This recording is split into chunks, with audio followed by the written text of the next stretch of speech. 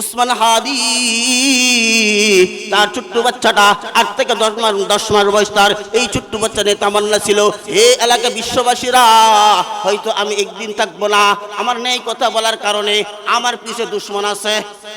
কি বলেন? আমি নেই কথা বলার কারণে আমার পিছে দুশমন আছে, আমাকে যে কোনো সময় ঘায়েল করতে পারে, কিন্তু আমি বিশ্ববাসীর কাছে আমার একটা আবদার রেখে গেলাম। আমার আবদারটা হলো, আমার মৃত্যু যদি এমন ভাবে হয়ে যায়, জালেমের হাতে হয়ে যায়, জালেমের হাতে যদি আমার মৃত্যুটা হয়ে যায়, তাহলে তোমরা একটু আমার সন্তানরা দেখবা। এই যুবক ভাইরা, উসমান হাদির জন্য কার হৃদয়টা কাঁদে না বলেন? উসমান হাদির জন্য উলামায়ে কেরামরা দোয়া করছেন কিনা দেখছেন নি? উসমান হাদির জন্য বাংলাদেশের উলামায়ে কেরামরা দোয়া করছেন, শুধু তা নয়, উসমান হাদির জন্য আমাদের মসজিদে নববীর ইমাম সাহেব, মসজিদে নববীর ইমাম সাহেব উসমান হাদির জন্য দোয়া করছেন। এই যুবক ভাইরা, উসমান হাদির মনের কি তামান্না ছিল? উসমান হাদির কি অপরাধ ছিল?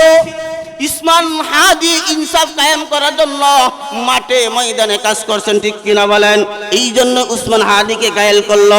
আপনি আমিও যদি ইনসাফ প্রতিষ্ঠিত করার জন্য সমাজের ভিতরে কাজ করি, আপনাকে আমাকেও ঘায়েল করার জন্য মানুষও যদি ঘায়েল নাও করে, কমপক্ষে শয়তান ঘায়েল করবে কি করবে না? এই জন্যই ভাইরা, উসমান হাদি তার ছোট্ট বাচ্চাটা 8 থেকে 10 মাস বয়স, তার এই ছোট্ট বাচ্চা নিয়ে তামান্না ছিল, এই এলাকা বিশ্ববাসীরা হয়তো আমি একদিন থাকবো না, আমার নেই কথা বলার কারণে আমার পিছে দুশমন আছে। কি বলেন? আমি নেই কথা বলার কারণে আমার পিছে দুশমন আছে, আমাকে যে কোনো সময় ঘায়েল করতে পারে, কিন্তু আমি বিশ্ববাসীর কাছে আমার একটা আবদার রেখে গেলাম।